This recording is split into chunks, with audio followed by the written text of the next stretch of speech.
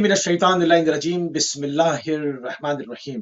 अस्सलाम वालेकुम नाजरीन, मैं मुस्बिक प्रोग्राम करबला और असर हाजिर के साथ आपकी खिदमत में हाजिर हूँ। आज 3 मुहर्रम उल हराम है सन 1444 हिजरी और 2 अगस्त सन 2022 मंगल का रोज। और मैं आपकी खिदमत में एक मरतबा फिर हाजिर हूँ अपने तमाम मोमिन मोमिनात और मुस्लिम मुस्लिमात की खिदमत में इन अयाम का पुरसा पेश करता हूँ।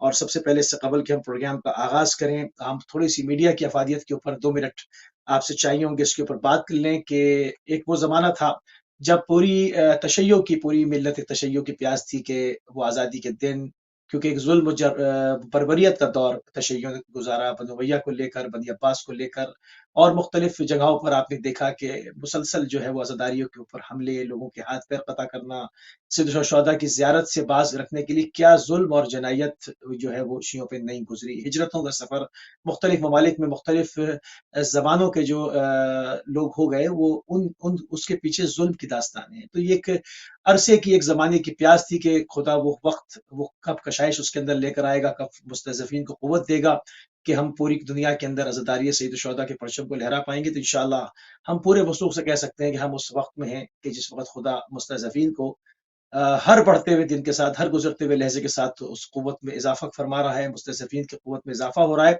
अब जहाँ खुदा अपने वादे इलाही को पूरा कर रहा है, हमारी भी कुछ ज़िम्मेदारियाँ और मसूलियत बनती है जिसको हमने अदा करना है। वो हमने अदा ये करना है कि इस वक़्त हमारे मीडिया हाउसेज़ हैं, हम आपके सामने अहले बैत टीवी से आपकी खिदमत में गुज़ारिशात, मारूज़ात अर्ज़ कर रहे हैं। ये हमारी ट्रांसमिशन 200 से ज़ायद ममालिक में देखी और सुनी जा रही है और ये वही हमारे बुजुर्गों की, हमारे उन मज़लूमों की, शुहदा की प्यास का अमली समर है कि वो दिन खुदा ने दिखाया कि पूरी दुनिया में ज़िक्र हुसैन को इस वक़्त वो तमाम तदबीरें, वो तमाम हथकंडे, वो तमाम बैरियर्स गिर गए, नाबूद हो गए और पूरी दुनिया के अंदर लब्बैक या हुसैन की एक ही सदा गूंज रही है।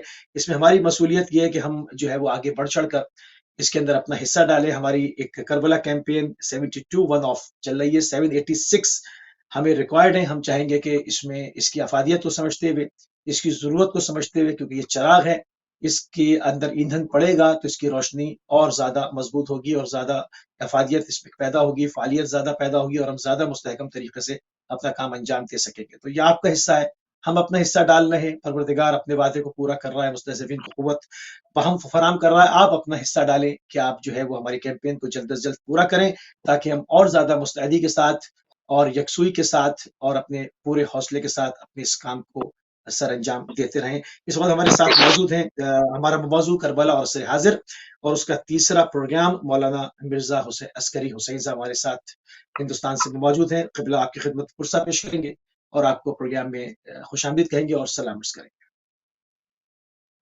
वालेकुम अस्सलाम वरहमतुल्लाहि वबरकातुहू। मैं भी आपकी खिदमत में और तमाम नाज़रीन की खिदमत में अय्याम अज़ा की ताज़ियत पे हूँ, पुरसा पेश करता हूँ और आपकी जानिब से हमारे वली नेमत हज़रत हुज्जत साहिब ज़मान अज्जलल्लाहु तआला फ़रजहु शरीफ की खिदमत में भी इन अय्याम गम की ताज़ियत पेश करते हैं और बारगाह खुदा में दुआ करते हैं, खुदाया हमारे इस पुरसे को कबूल फरमाए और हमारा पुरसा हमारे वली नेमत के ज़ख्मों पर मरहम का सबब हो सके इंशाअल्लाह। और जल्द से जल्द आपका ज़हूर हो और हम आपके इंशाअल्लाह। मुखलिस, खालिस और आपके हकीकी मददगारों में शुमार हो सके।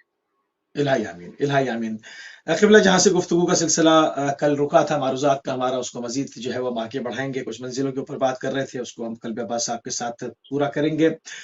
इमाम हुसैन अलैहिस्सलाम के जो पूरी नहज़त है, नहज़त आशूराई, वो एक रस्म नहीं है, बल्कि एक नहज़म है, एक नहज़त है, एक फ़िक्र है, एक मिशन है, एक मार्का है हक़ व बातिल का, जो क़यामत तक जारी व सारी रहेगा। और अपने पूरे औज के साथ, अपने पूरे जोबन के साथ, अपनी पूरी शान और शौकत और हमियत और इस्तक़लाल के साथ इस वक़्त भी जो है वो सन 1444 हिजरी में, सन 61 हिजरी से लेके सन 1444 हिजरी के इस सूरज तक जारी व सारी है। और ये तारीख़ गवाह है कि कहीं पर भी इस अलम को सरनगू नहीं होने दिया गया।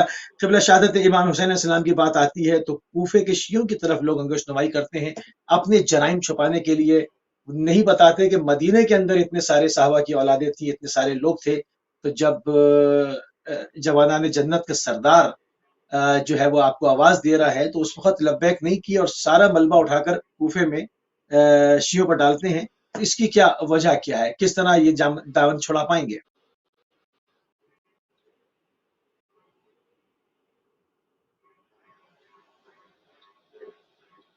जी आवाज आ अऊज़ु रही है? बिल्लाहि मिनश्शैतानिर्रजीम, बिस्मिल्लाहिर्रहमानिर्रहीम। जी आ रही है, मेरी आवाज आ रही है आपको? अच्छा, बिस्मिल्लाह बिस्मिल्लाह, कैरी ऑन, जारी रखिए, बिस्मिल्लाह। अल्हम्दुलिल्लाह वस्सलातु अला अम्मा बाद।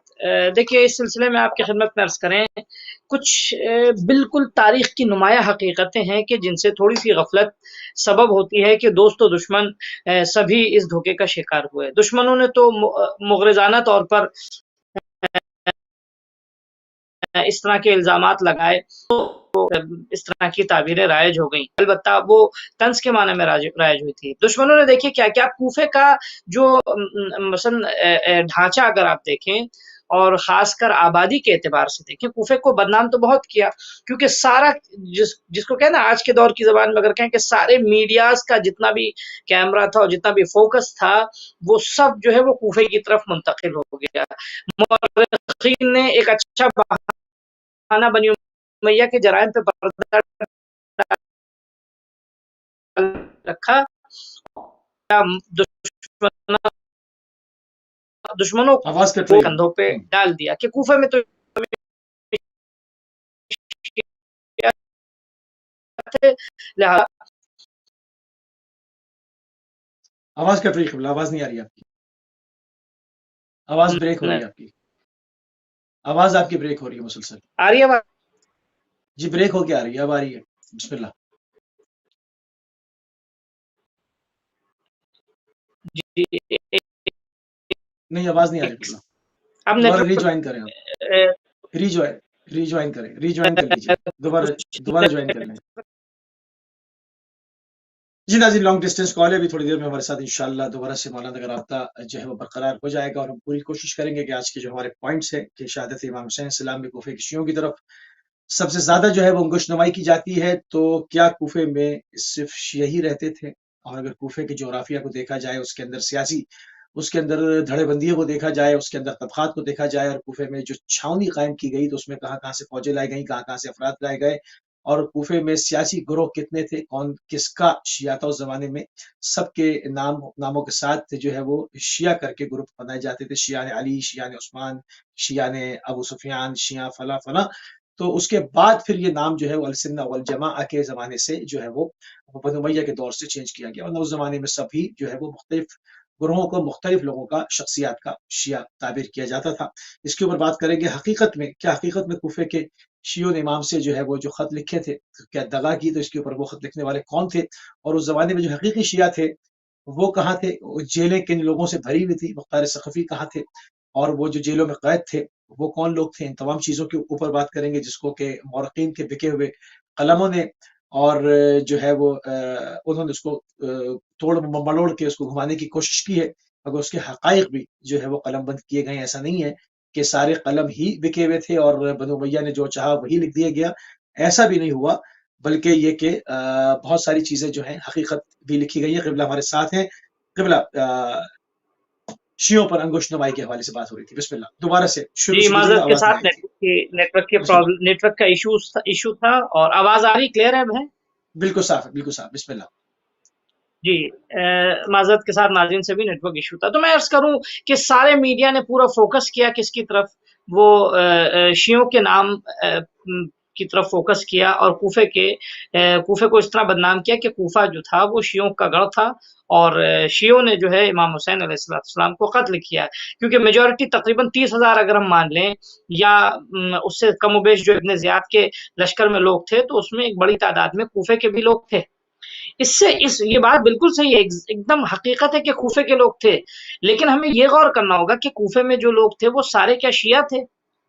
आप कूफे की आबादी देखें कितनी थी? ये बहुत इम्पोर्टेंट हिस्सा है तारीख़ का, इसकी तरफ गौर करना। कूफे की आबादी उस वक़्त जो थी, यानी सन 50 हिजरी के आस-पास जो थी, कूफे की आबादी थी तक़रीबन 1,40,000 140 क्या नाम है, थाउज़ेंड, 1000 ठीक है? 1,40,000 1,40,000 तक़रीबन अराउंड जो है वो 60,000 जो है 60,000 लोग वो थे, फ़ौजी थे उस वक़्त और 80,000 लोग वो आम लोग थे, ठीक है? उसके बाद फिर यानी 60 हिजरी तक जो है वो सिपाहियों की तादाद बढ़ गई, तक़रीबन 80,000 के आस-पास सिपाही हो गए और उसी के मुताबिक जो है वो जनरल पब्लिक की भी तादाद बढ़ी।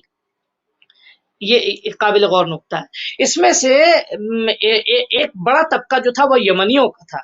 یمنیز جو تھے، یمنیوں کے اوپر جو ہے معاویہ نے اچھے خاصے پیسے خرچ کیے۔ یمانی جو ہے وہ دو قبیلے تھے، میں آپ کی خدمت، قحطانی اور عدنانی۔ قحطانی اور عدنانی جو ہے یہ جو ہے یمن اور نزار کے دو قبیلے تھے، ٹھیک ہے، آپ کی خدمت میں عرض کریں تو یمنیوں کا رجحان تھوڑا مولا کائنات کی طرف تھا، لیکن معاویہ نے اچھے خاصے پیسے انویسٹ کیے اور باقاعدہ جو ہے ایک بڑی تعداد میں لوگوں کو منحرف کیا، ٹھیک ہے، لوگوں کو جو ہے اپنی طرف جذب کرنے کے لیے۔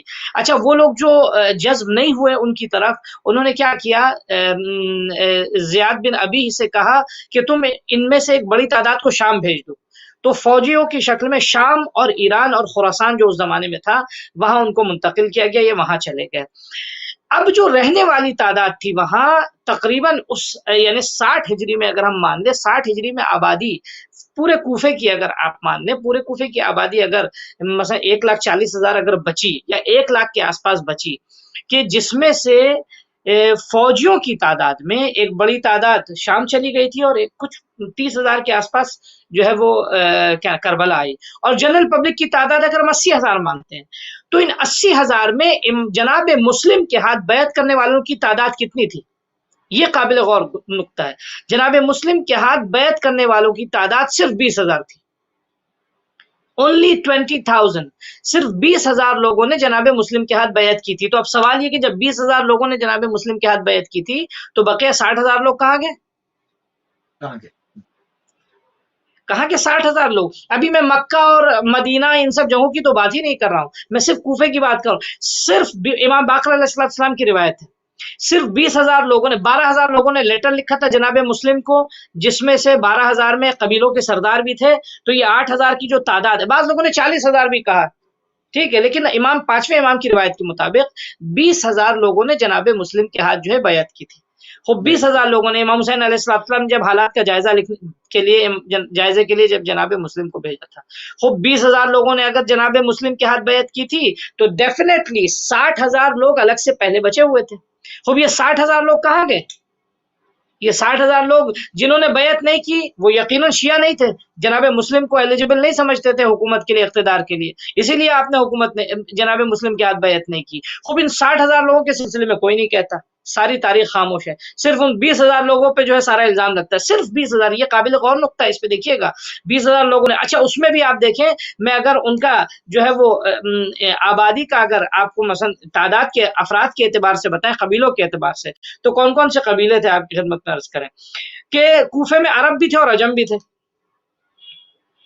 عربوں کا بھی عرب بھی تھے۔ اچھا، عربوں میں قحطانی اور عدنانی تھے جو یمن و نزار کے تھے۔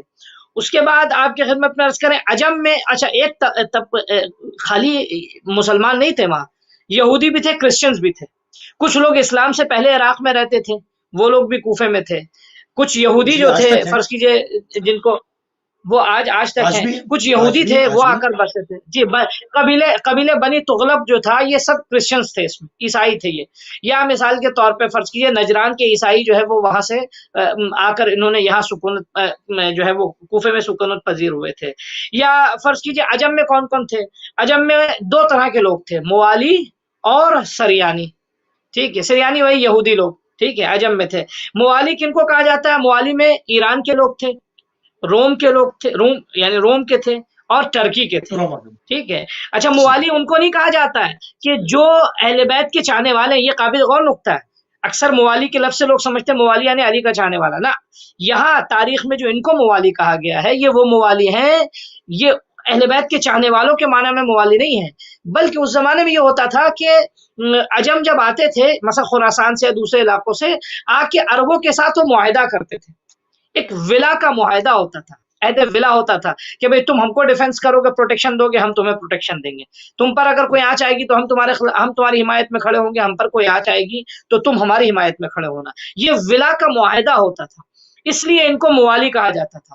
تو یہ موالی اہل بیت کے چاہنے والوں کے نام پہ کے معنی میں نہیں تھے، ٹھیک ہے۔ یا فرض کیجئے مثلا حمراء الدیلم، دیلم جو ہے ایک بادشاہ تھا، کیا نام ہے، ایران کا، خوب وہاں جو غیر عرب ہوا کرتے تھے تو عرب لوگ ان کو حمراء کہتے، خاص کر ایران کے لوگ، حمراء جو ہے وہ سرخ، سرخی سے، سرخا ٹھیک ہے، ہمراہ الدیلم، یہ سرخرو ہوا کرتے تھے. سرخرو البتہ اردو کے اس معنی میں نہیں کہہ رہا ہوں، سرخ پوست ہوا کرتے تھے، اور آپ کی خدمت میں عرض کریں کیا نام ہے، چہرہ ان کا سرخ ہوا کرتا تھا، جیسے فرض کیجیے آپ کے US وغیرہ میں ریڈ انڈینس کے نام سے، ٹھیک ہے. تو یہاں بھی ان کو ہمراہ الدیلم کہا جاتا تھا.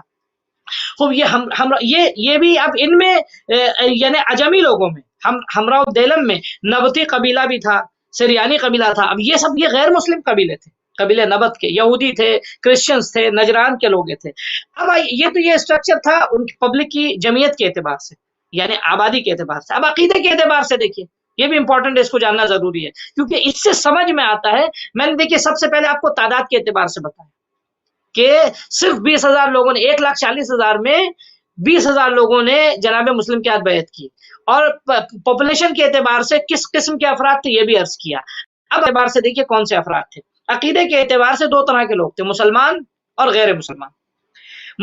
غیر مسلمان میں مثال کے طور پہ بنی تغلب، یہ بھی کرسچنز تھے، یا نجران کے عیسائی، یا مثال کے طور پہ نبطی یا یہودی، یا حتیٰ ایران کے بعض مجوسی بھی تھے کہ جو اس زمانے میں آ کے کوفے میں آ کے رہے تھے. اچھا، یہ غیر مسلم میں اب مسلمانوں میں کون کون تھا؟ مسلمانوں، یہ امپورٹنٹ نقطہ، مسلمانوں میں شیعہ، کون سے شیعہ تھے؟ 2 طرح کے شیعہ تھے، ایک امام علی کے شیعہ اور ایک آل ابی سفیان کے شیعہ. ٹھیک ہے، یعنی مشترک لفظ تھا، دونوں کے لیے استعمال ہوتا تھا.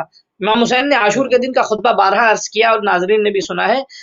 عاشور کے دن کیا فرمایا تھا؟ یا شیعۃ آل ابی سفیان ان لم یکن لکم دین فکونوا احرارا فی دنیاکم. اے ابی سفیان کے شیعوں، ابی سفیان تمہارے پاس دین نہیں ہے تو کم از کم اپنی دنیا میں آزاد بنش ہو جاؤ، اپنی دنیا میں بھی آزاد رہو، تم دنیا کا شکار نہ رہو. ٹھیک ہے عزیزو، یہ ناظرین کے قابل غور.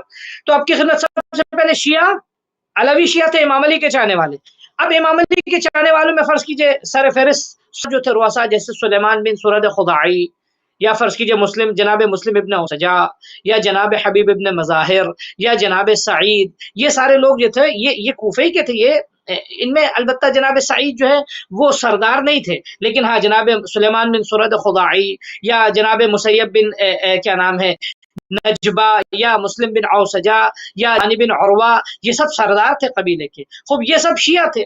اس کے بعد کچھ عام شیعہ تھے، جنرل چاہنے والے شیعہ، یعنی جو قائد نہیں تھے، جامت نہیں تھی، جن کے پاس اقتدار نہیں تھا، وہ ایک عام شیعہ تھے، کسی نہ کسی قبیلے سے تعلق رکھتے تھے. اس کے بعد آپ کی خدمت میں عرض کریں بنی امیہ کے چاہنے والے تھے، عثمانی شیعہ بھی تھے اس زمانے میں. خوارج جو ہے 12 تقریباً 87 تک خوارج نے، زیاد بن ابی نے، اور اس کے بعد کیا نام ہے عمرو ابن کیا نام ہے عبید اللہ ابن زیاد نے، عمرو ابن عاص نے، یعنی قیام مختلف مقامات پر کیے قیام کے. اور کچھ ایک میجورٹی ایسے لوگ تھی کہ جو نہ یزید کی طرف تھے اور نہ ہی امام حسین علیہ السلام کی طرف، جو اپنے آپ کہتے تھے، جو اپنے آپ کو بے طرف کہتے تھے، جو اپنے آپ کو جو ہے کسی بھی جو ہے وہ حصے کا طرفدار نہیں، نیوٹرل تھے ایک دم. اب آپ بتائیے ایسے، اب اس میں قابل غور ہے، اس میں بیعت کتنے لوگوں نے جناب مسلم کے ہاتھ کی تھی؟ صرف 20,000 لوگوں نے کی تھی. اب 20,000 لوگوں نے، ان میں جو سردار تھے ان کو یا تو اریسٹ کر لیا گیا تھا، یا بروایت جناب مسلم جب اکیلے ہوئے تو ایک کوشچن تو آتا ہے کہ جناب جب مسلم علیہ الصلوۃ والسلام جب اکیلے ہوئے تو یہ لوگ کہاں گئے تھے؟ یہ سردار جناب مسلم ابن اوسجا، یا مثال کے طور پہ جناب یا اس طرح کی دوسری بڑی شخصیتیں، یہ کہاں چلے گئے تھے؟ تاریخی تحلیل کے مطابق مسلم نے خود جب کے خلاف دگرگون ہوئے اور آپ نے دیکھا کہ سب جا رہے ہیں، تو ان کو خود آپ نے کہا کہ تم بھی پراکندہ ہو جاؤ تاکہ تم امام حسین علیہ السلام سے خود کو ملحق کر سکو. اور اس کے بعد جناب مسلم جو ہے وہ شہید ہوئے. یا جناب حانی ابن عروہ جو ہے دارالامارہ کا جب آپ نے محاصرہ کیا اور عبید اللہ ابن مکر و فریب سے جو ہے وہ جناب حانی ابن عروہ کو شہید کیا اور دارالامارہ پہ جو ہے وہ اندر بلا کے. تو کہنے کا مقصد یہ ہے کہ اب اس سے اندازہ یہ ہوتا ہے کہ امام حسین علیہ السلام کے یا جناب مسلم علیہ السلام کے ساتھ جو جنہوں نے بیعت کی تھی اور جو چھوڑ کے چلے گئے تھے وہ عام لوگ تھے. ٹھیک ہے، اور وہ لوگ خوف و جان و مال کے کوفے میں جو لوگ آئے تھے کوفہ سے جو لوگ آئے تھے آپ کی خدمت میں عرض کریں، کربلا جناب کے سپاہی 20,000 کے لشکر کا حصہ بن کے اور امام حسین علیہ السلام کے مقابل میں آئے تھے، یہ وہ لوگ تھے کہ جو علوی شیعہ نہیں تھے، جو امام حسین علیہ السلام کے عام شیعہ بھی نہیں تھے، جو عثمانی شیعہ تھے یا اموی شیعہ تھے، وہ باقاعدہ یا یہودی تھے مثال کے طور پہ، یا نصرانی تھے، یا مجوسی تھے، ان کا شیعت سے کوئی تعلق نہیں تھا۔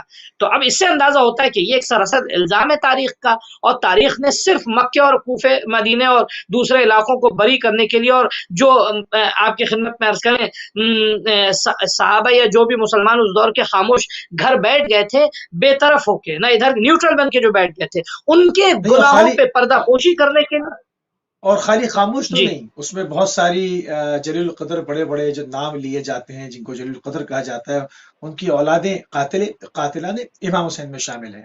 عمر سعد کون ہے؟ سعد جی بن ابی بالکل وقاص کا بیٹا۔ بالکل جی بالکل آپ کی خدمت میں عرض کریں تو یہ تو بالکل ہوائدہ اور نمایاں ہے۔ کہنے کا مقصد یہ کہ مکے اور مدینے کو کور کرنے کے لیے اور اس کو پروٹیکشن دینے کے لیے اور ان کے جرائم کو چھپانے کے لیے، دیکھیے کرائم کے سامنے خاموشی بھی کرائم ہے، ظلم کے سامنے خاموشی بھی ظلم ہے۔ فرزند رسول جرم ہے۔ جو ہے محاصرے میں ہے، فرزند رسول محاصرے میں ہے، دین خطرے میں، اور یہ لوگ اپنی نماز روزہ بچانے کے چکر میں گھر میں بیٹھے ہوئے مدینے میں کہ نہیں ہم مدینے میں تقدس اپنا بچائے ہوئے۔ خوب ایسے تقدس کا کیا فائدہ کہ دین باقی نہ رہے اور تقدس آپ باقی رہے، اور ایسا ہوا۔ تو کہنے کا مقصد یہ کہ یہ باقاعدہ رچی بسی سیاست تھی کہ شیعوں کو بدنام کرنے کے لیے۔ جی شہدائے کربلا میں جو جی سب سے زیادہ شہید ہیں وہ بھی کوفے کے ہیں، تھوڑی اس پہ بات ہو جائے، اس پہ کیوں نہیں بات ہوتی؟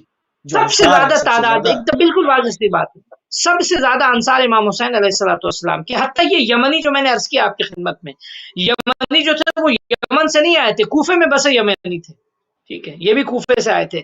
تقریباً آپ کی خدمت میں عرض کریں اصحاب امام حسین علیہ السلام میں بنی ہاشم کو نکالنے کے بعد 1 یا 2 مکے سے تھے، ٹھیک ہے، اور 1 8 افسوسناک مدینے بات، سے ہوں، بقیہ کتنی میجورٹی جو ہے، میجورٹی یعنی افسوسناک بات۔ اب آپ کی خدمت ایک چیز اور عرض کرتے چلیں، یہ افسوسناک، میں ایک چیز اور عرض کرتا چلوں، روایات میں جو اصحاب امام حسین علیہ السلام کی تعداد ہے ان میں دیکھیے یہ قابل غور ہے۔ سب سے پہلے بتایا گیا کچھ روایت میں 600، پھر اس کے بعد 145، پھر اس کے بعد 100، پھر 72، ٹھیک ہے۔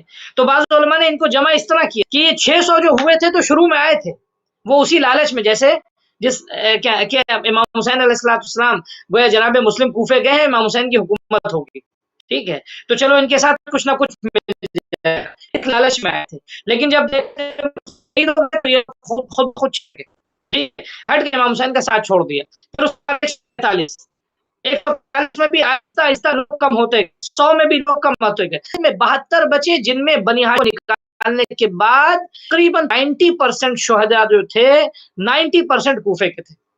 تو اب یہ بتائیے 90% شہداء کوفے کے تھے، نہیں، تو کوفے والوں نے کہا امام حسین یہاں پر یہ سوال کیوں نہیں پیدا ہوتا، یا یہ کیوں نہیں سوال اٹھایا جاتا، یہ کہ مدینہ جو کہ رسول اللہ کا شہر ہے، مدینہ تو رسول، کیونکہ اس کا اصل نام تو یثرب ہے، اس کو مدینہ تو رسول کی وجہ سے اس کو شارٹ کر کے صرف مدینہ کر دیا گیا۔ مدینہ تو عربی میں شہر کو کہتے ہیں، مدینہ تو رسول کا شہر۔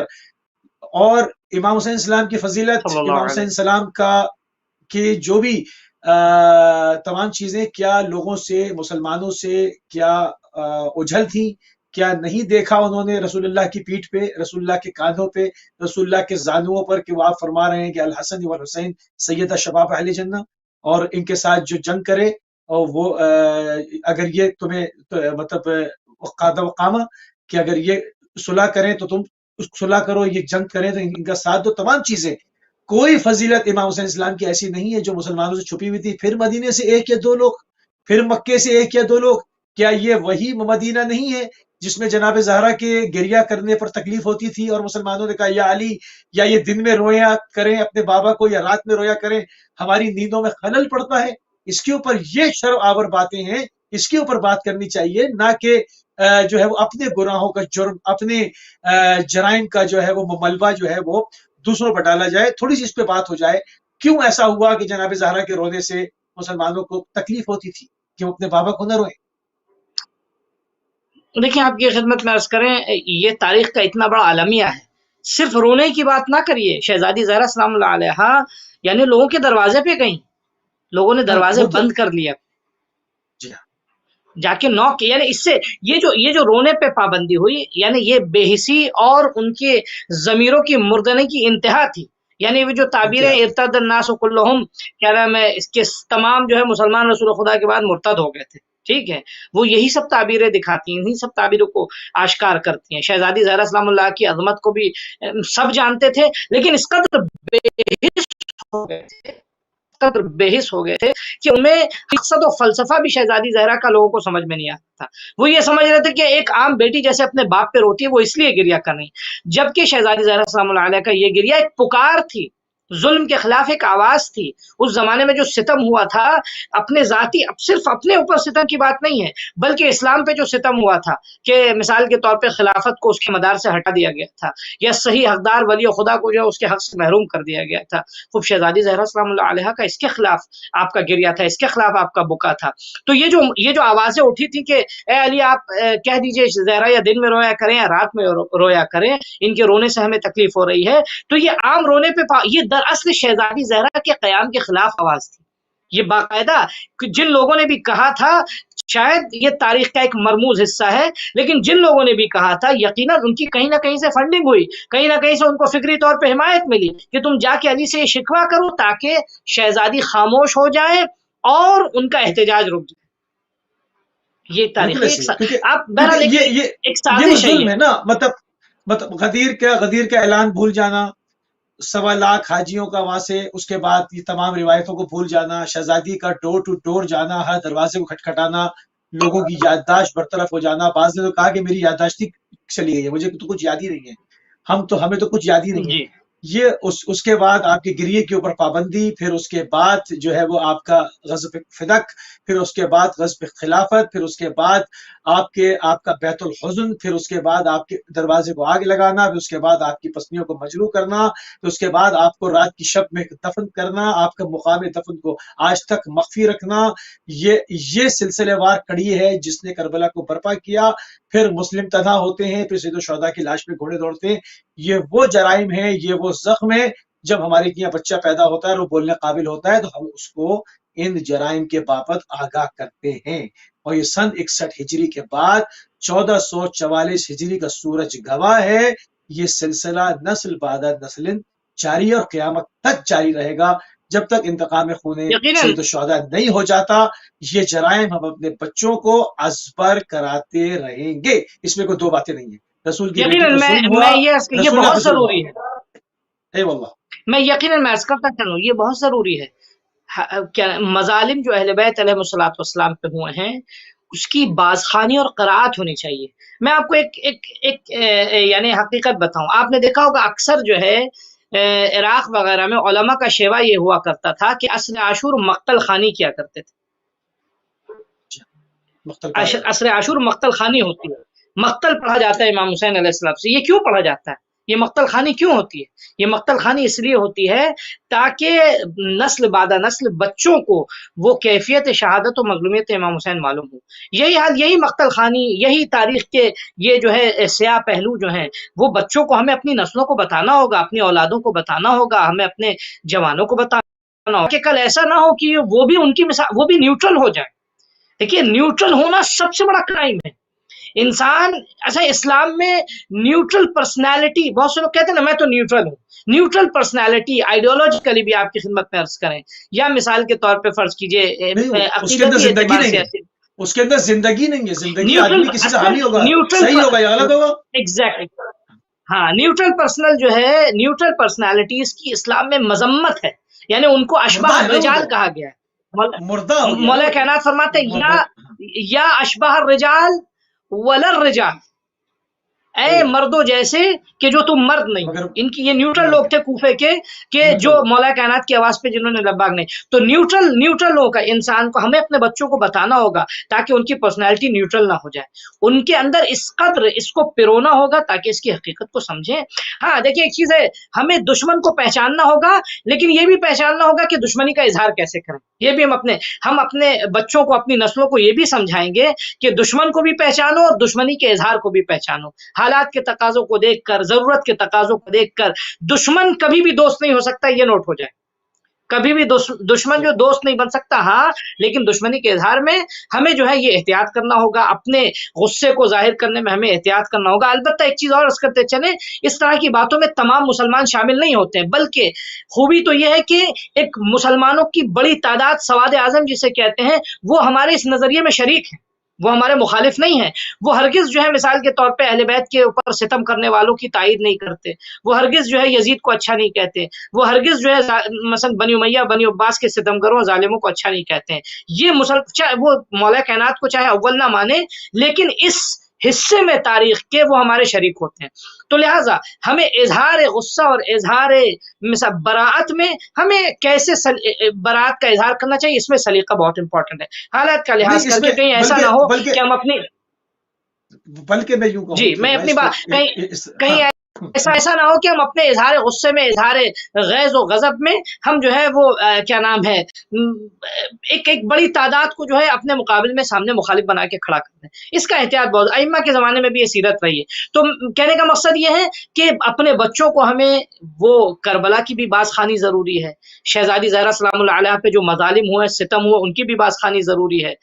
مولا کائنات پہ جو ستم ہوا ہے ان پہ بھی باز خوانی ضروری ہے. وہ لوگ جو مثال کے طور پہ جنہوں نے مولا کائنات کا ساتھ نہ دیا, چاہے انہوں نے معاویہ کا بھی ساتھ نہ دیا ہو, چاہے انہوں نے یزید کا بھی ساتھ نہ دیا ہو, لیکن ان کے بھی چہرے کو بے نقاب کرنا ہم پر فرض بنتا ہے, اور اپنے بچوں کو اپنی نسلوں کو ہم بتائیں تاکہ ہماری نسلیں جان سکیں کیا ریزن ہے. وہ جملہ میرے خطبہ فاطمیہ حفظ کرایا جاتا تھا پہلے سادات کے اندر, تو خصوصیت کے ساتھ بچوں کو سکھایا جاتا تھا. بنی ہاشم کے بچوں کو اگر میں غلط کہہ رہا ہوں تو آپ مجھے ٹوک دیں کہ یہ سادات کی ایک روایت تھی کہ اپنے بچوں کو خطبہ فاطمیہ ازبر کراتے تھے. خطبہ فاطمیہ پورا تشیع ہے, اس میں سب کچھ ہے کہ جناب زہرا کے ساتھ کیا ہوا. امام حسین سلام پہ آپ کی لاش پہ گھوڑے ایسے ہی نہیں دوڑ گئے, یہ وہ زنجیر ہے جو سقیفہ سے بنی, اس کے اندر کڑیاں بنتی چلی آئیں اور حد ہی ہو گئی کہ سید الشہداء کے سینے اقدس کو چور چور کر دیا گیا. ایک دن میں نہیں ہوا, اہل بیت کا تقدس ایک دن سے آنکھوں میں سے ختم نہیں ہو گیا, یہ دھیرے دھیرے رفتہ رفتہ یہ ساری چیزیں ہوئی. تو ہم اس میں بات غصے کی, ایگریشن کی بھی نہیں ہے, بات دین ہے. دین ہے. اگر ہم اپنے بچوں کو دین دے رہے ہیں تو کیا دے رہے ہیں, ہم کیا دے رہے ہیں؟ نہیں یقیناً ضروری ہے. ہم بچوں کو سکھانا واجب ہے, ہم پہ فرض ہے. ہم بچوں کو بے بہرا نہیں کر سکتے ان سرمایوں سے. اسی سے ہم کو دین سمجھ میں آئے گا, اسی سے ولایت سمجھ میں آئے گی, اسی سے ہمیں مثال کے طور پہ کربلا سے گا, اسی سے ہم غدیر کو سمجھیں گے, اسی سے سقیفہ سمجھ میں آئے گی. تو یہ بہت ضروری ہے, ہم کو ان چیزوں کی بازخوانی بہت ضروری ہے تاکہ ہم حق و باطل کو پہچان سکیں. ہماری نسلیں, ہمارے جوان, ہمارے بچے جو ہیں وہ اس سے جو ہے بے بہرا نہ رہیں. جی صحیح. خطوط کا معاملہ اس میں کتنے اصلی خطوط تھے, کتنے جعلی خطوط تھے؟ دیکھیے آپ کی خدمت میں عرض کریں, روایت یہ کہتی کہ 12,000 لوگوں نے خط لکھا. 12,000 لوگوں نے خط لکھا. 12,000 لوگوں میں خط لکھنے والوں میں ایک بڑی تعداد جو ہے وہ رؤسا کی بھی تھی. اور ان میں نے پرسوں کے پروگرام میں بھی میں نے عرض کیا تھا کہ کچھ لوگ امام حسین علیہ السلام کے پاس آئے تھے نصیحت کرنے تاکہ امام حسین علیہ السلام کو اس قیام سے روک سکیں, اس خوف کے ساتھ کہ کہیں اگر حسین جیت گئے تو اقتدار حسین کے ہاتھ میں آئے گا. لیکن جب امام حسین علیہ السلام نہ مانے تو کچھ لوگوں نے جو ہے وہ اپنے آپ کو چھپائے رکھا, مکے میں رہے, وہ جیسے 2 سرغنہ آپ مثال دی میں نے پچھلے ہفتے. لیکن کوفے کے لوگوں کو جب یہ احساس ہو گیا کہ امام حسین نکل چکے ہیں اور جو ہے وہ امام حسین کوفے کی طرف آنے والے ہیں, تو اب ان میں سے وہ لوگ کہ جو اقتدار کی لالچ کو, جن کو عہدہ چاہیے تھا, کہ جن کو امام حسین سے کوئی عقیدت نہیں تھی, جو امام حسین علیہ السلام کو حق بھی نہیں مانتے تھے, بس یہ تھا کہ فرزند رسول ہیں اتنا ہے, لیکن ان کی دنیا ان کے نفسوں پہ غالب تھی. ان کی دنیا ان کے دین پہ غالب تھی. خوب ان لوگوں نے جو ہے امام حسین علیہ السلام کو بھی خط لکھا تھا اور بڑی تعداد میں خط لکھا تھا, اور جناب مسلم کے پاس جو آئے 20,000 کی تعداد میں, تو آپ کی خدمت درج کریں 20,000 کی تعداد میں آنے والوں میں یہ ایک بڑی, یا 40,000 کی تعداد میں آنے والوں میں یہ ایک بڑی تعداد ان لوگوں کی تھی کہ جو جناب مسلم کے تحت آئے. انہوں نے جب دیکھا کہ جناب مسلم نے جو ہے دارالامارہ کا محاصرہ کر لیا, تو اب ان کو یہ یقین ہونے لگا کہ اب تو مسلم جیتنے والے ہیں, اور جو ہے عبید اللہ ابن زیاد جو ہے اور جو ہے وہ اس کو شکست ہونے والی ہے, اور مسلم کے ہاتھ میں حکومت آئے گی اور ہمیں کہیں نہ کہیں کرسی مل جائے گی. تو یہ سبب تھا کہ جو ان کے جناب مسلم کے گرد و پیش جو لوگ جمع ہوئے تھے, جو امام حسین کو خط لکھنے والے بھی لکھا کہ آپ آئیے, یہاں تو باغ جو ہے سب تو شاداب ہیں, ہرے بھرے ہیں, اور نہریں جو ہے وہ کیا نام ہے, جنہوں نے بیعت کی, کیونکہ جنہوں نے حقیقی بیعت کی وہ شہید بھی ہو گئے, وہ شہید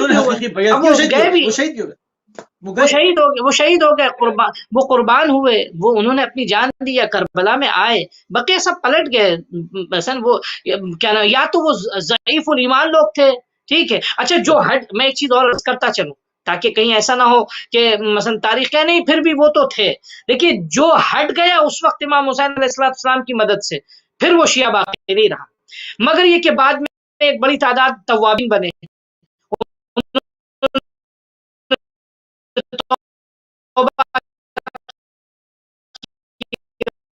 آواز میں پرابلم, انہوں نے قیام کیا, ان کا جو ہے جی میری آواز آ رہی ہے؟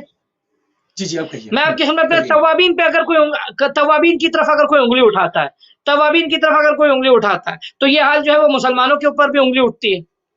جنگ احد میں مسلمان رسول خدا کو چھوڑ کے چلے گئے تھے, پھر بعد میں انہوں نے توبہ کی کہ نہیں کی, بعد میں انہوں نے اظہار ندامت کیا کہ نہیں, خوب اظہار ندامت کیا, اللہ نے ان کو معاف کیا.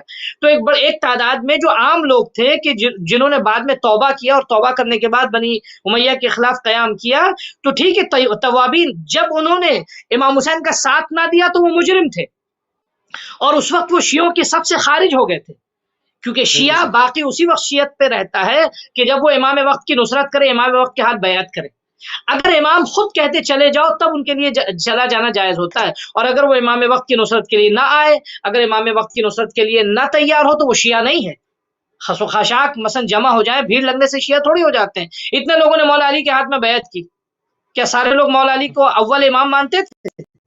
نہیں مانتے تھے. لوگ جو ہے وہ جناب عثمان کو خلیفہ سوم مانتے تھے, مولا کائنات کو جو ہے, یعنی میجورٹی میں عرض کر رہا ہوں, مولا کائنات کو خلیفہ چارم مانتے تھے.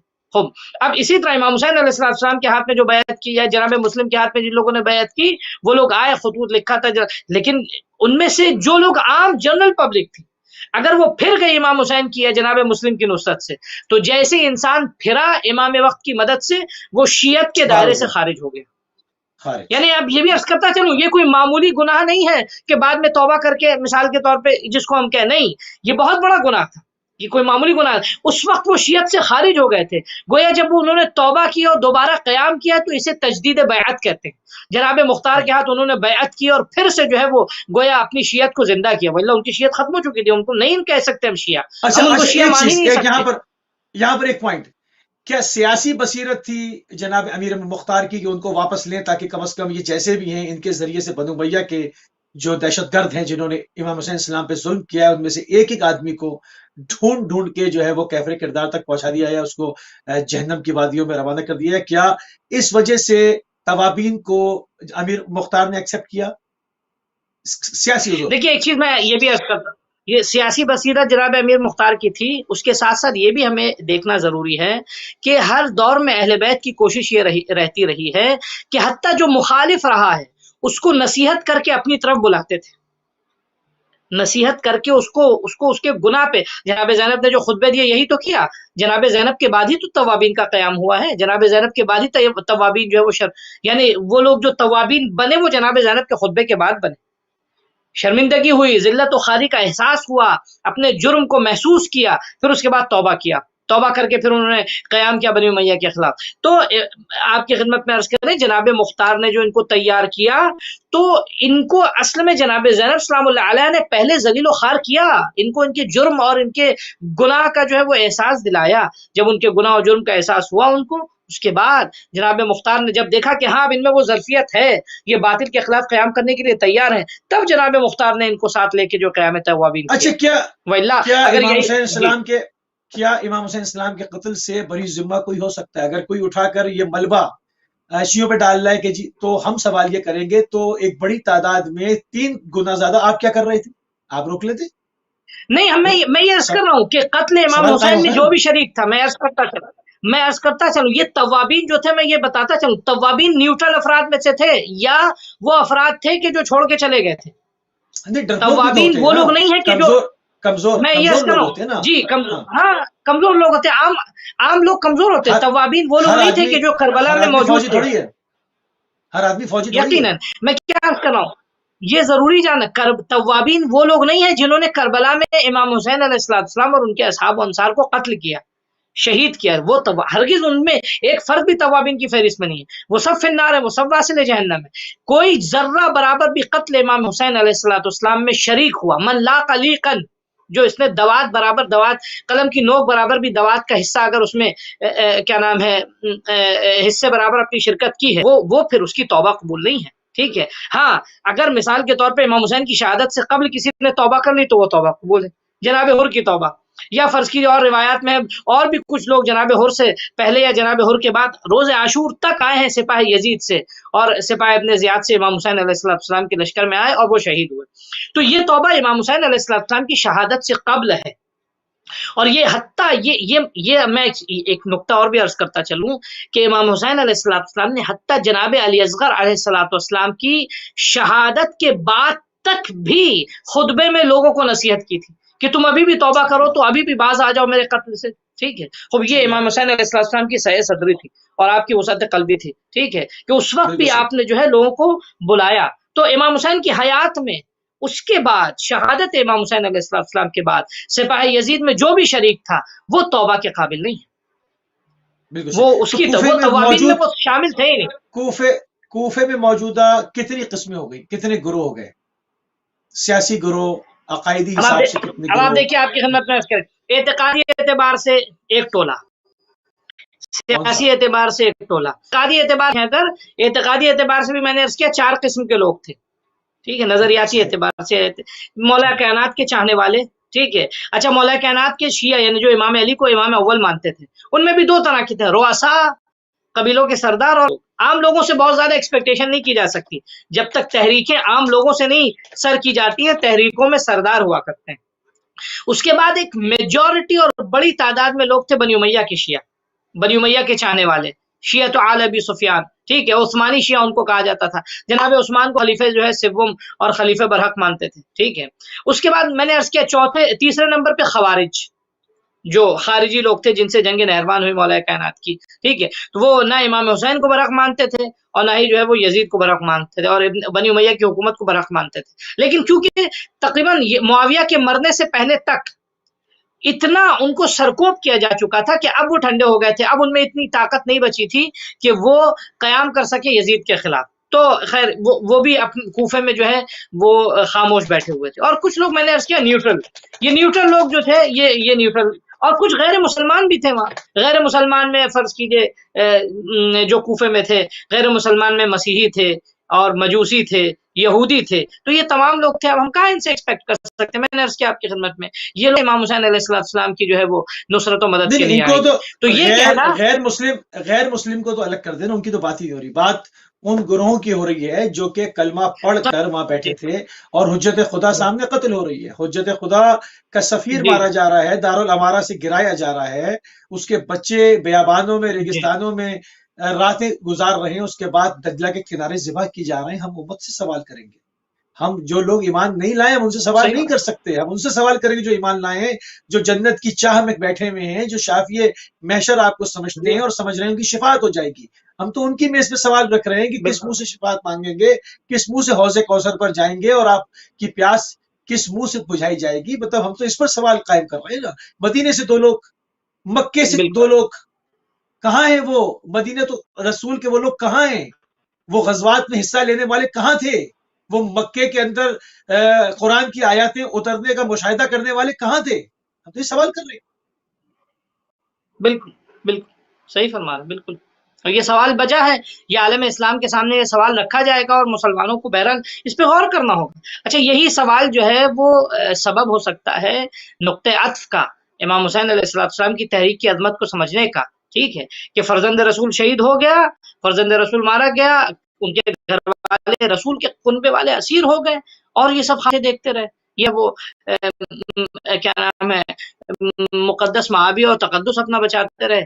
تو یہ ہرگز جو ہے وہ، اور سب سے بڑی بات یہ تھی، امام حسین علیہ السلام نے یہ جملہ کہا تھا کہ لم یبق من الدین الا اسمہ، لم یبقى من الدین الا اسمہ ومن القرآن الا اسمہ، کہ دین میں صرف جو ہے وہ اب دین کا نام بچا اور قرآن کے صرف حروف اور خطوط، یعنی قرآن عبارتیں رہ گئی ہیں، اب قرآن اور نہ ہی قرآن باقی رہا نہ اسلام۔ خوب ایسے حالات میں امام حسین علیہ السلام کی شخصیت بھی جانی مانی تھی، کوئی یہ بھی نہیں کہہ سکتا کہ فرزند رسول مجہول تھے، لوگ سب جانتے تھے، مسلمانوں کے نزدیک امام حسین کو ولو سیاسی اعتبار سے جو ہے وہ انحراف ہوا اور امام نہیں مانتے تھے، لیکن آپ کے عالم مثلا آل محمد اور آل محمد کا مثلا دانشور اور رسول اکرم صلی اللہ علیہ وسلم کی ذریت میں مسلمانوں پہ آپ سب پہ مقدم، علم اور زہد و پرہیزگاری و تقوی کے اعتبار سے سب سے مقدم سمجھتے تھے، تو سب کو معلوم تھا امام حسین علیہ السلام کی شخصیت کچھ پوشیدہ نہیں تھی۔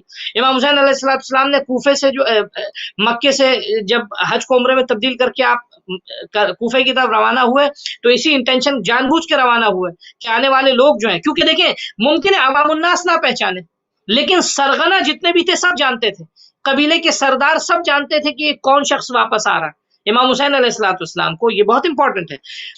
جتنے بھی رؤسائے قبائل تھے، رؤسائے قبائل جو تھے وہ سب امام حسین علیہ السلام کو پہچانتے تھے، اور امام حسین کی شناخت، کیونکہ امام حسین نے ہر طرف جو اپنا پیغام بھیجا تھا، کہیں بھی ایسا نہیں تھا کہ خالی آپ مدینہ مکے میں چلاتے رہے اور مدینہ مکے میں آپ نے احتجاج کیا، مدینہ مکے میں آپ نے شور مچایا، نہ، ہرگز نہیں، آپ نے مختلف علاقوں میں ہے مختلف لوگوں کو آگاہ کیا، یہ مثلا کیا نام ہے، آپ کے خطوط معروف تھے، جو حتیٰ 10 سال امام حسن علیہ السلام کی شہادت کے بعد کے جو 10 سال ہیں، اس 10 سال کے عرصے میں جو خط آپ نے معاویہ کو لکھے وہ سب کو معلوم تھا، اور پھر جیسے آپ نے قیام کیا تو ہر طرف شور بھی مچ گیا۔ تو کہنے کا مقصد یہ کہ امام حسین کی شخصیت کوئی چھپی یا پوشیدہ شخصیت نہیں تھی۔ تو اب یہ بہرحال جواب دینا ہوگا تاریخ کو اور مسلمانوں کو کہ کیوں مکے اور مدینے والے جو ہے وہ خاموش بیٹھے رہے، کیوں نہیں وہ آئے امام حسین علیہ السلام کے ساتھ۔ امام حسین کو اپنا ذاتی جھگڑا جو ہے وہ اس کے مقابلے کے لیے تھوڑی گئے تھے، امام حسین دین کے لیے گئے تھے۔ امام حسین نے اعلان کیا، مدینے سے خارج ہوتے وقت آپ نے اعلان کیا اور سب کے سامنے ببانگ دوحل بتایا، ٹھیک ہے۔ مکے میں بھی آپ نے متعدد مقامات پہ یعنی 6 مہینے کے عرصے میں قیام میں آپ نے خطبہ دے دے کے لوگوں کو بتایا میں نے کیوں قیام کیا۔ تو ایسے میں گویا اتمام حجت ہو چکی تھی، ایسے میں کوئی ایکسکیوز باقی نہیں تھا ان لوگوں کے لیے کہ جو لوگ وہاں مکے یا مدینے میں یا دیگر اسلامی ممالک میں، بلاد اسلام میں اپنے گھروں میں بیٹھے رہے اور نیوٹرل بنائے رہے اپنے آپ کو۔ میں نے عرض کیا نیوٹرل شخص جو ہے وہ مجرم ہے اسلام میں، یا حق کی طرف یا باطل کی طرف، یہ وسطی یا اشباہ، وہ امام علی کی تعبیر، یا اشباہ الرجال ولیس بالرجال، اے مردوں جیسے کہ جو مرد نہیں ہے، یہ کیفیت ہوتی ہے جو لوگ نیوٹرل رہتے ہیں، یا ادھر رہو یا ادھر رہو۔ دیکھیں یہ تو حقیقت ہے نا، جو کہ کہا جاتا ہے کہ جی آپ لوگ جو ہے وہ صحابہ کو نہیں مانتے، تو صحابہ کو تو پورے صحابہ کو تو کوئی بھی نہیں مانتا۔ صحابہ میں بھی 2 گروہ ہیں، آدھے مولا علی کے خیمے میں، آدھے مولا علی کے دشمن کے خیمے میں، آدھا امیر شام کے خیمے میں، تو آدھے امام حسین السلام کے ساتھ ان کی اولاد شہید ہو رہی ہے، آدھوں کی اولاد شہید کر رہی ہے، تو پورا تو کوئی بھی نہیں مانتا۔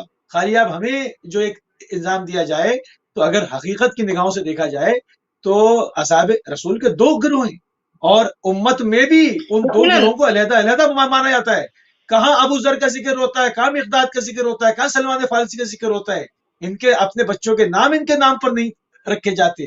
تو یہ میں دیکھیے واضح بات ہے نا، میں یہ بالکل واضح بات، میں ایک بات عرض کرتا چلوں، آپ دیکھیں کہ آپ کی خدمت میں عرض کریں کہ جو اصحاب صحیح معنوں میں رسول خدا صلی اللہ علیہ وآلہ وسلم کے عہد پر باقی رہے، ہم سب ان کا احترام کرتے ہیں، ہم سب ان کو مانتے ہیں، لیکن جو عہد رسول سے پھر گئے، جو عہد رسول کو چھوڑ دیا، ہم یقیناً بہرحال ہم کیا نام ہے تاریخ بھی، اچھا یہ جو تاریخ نے کیا کہ آپ اصحاب کے سلسلے میں کچھ نہ کہیے، یعنی وہ صحیح و غلط سب کے سلسلے میں آپ خاموش رہیے، وہ صرف اس لیے تھا کہ سیاہ پہلو کو تاریخ کے اس حصے کو چھپا سکیں، کیونکہ نہیں ہو سکتا، حقیقت ہے تاریخ کی، ایک بڑی تعداد تھی صحابہ کی کہ جو حق پہ باقی رہے، رسول خدا کے ساتھ رہے، مولا کائنات کے ساتھ رہے، ایک تعداد ٹھیک ہے، اور ایک تعداد تھی جو بعد میں منحرف ہوتی رہی، یا اور تیسری تعداد میں کر رہا ہوں، تیسری بڑی تعداد جو تھی وہ خاموش لوگوں کی، خاموش جو تھے وہ چپ رہے، انہوں نے کچھ نہ کہا، وہ نیوٹرل لوگ جو تھے۔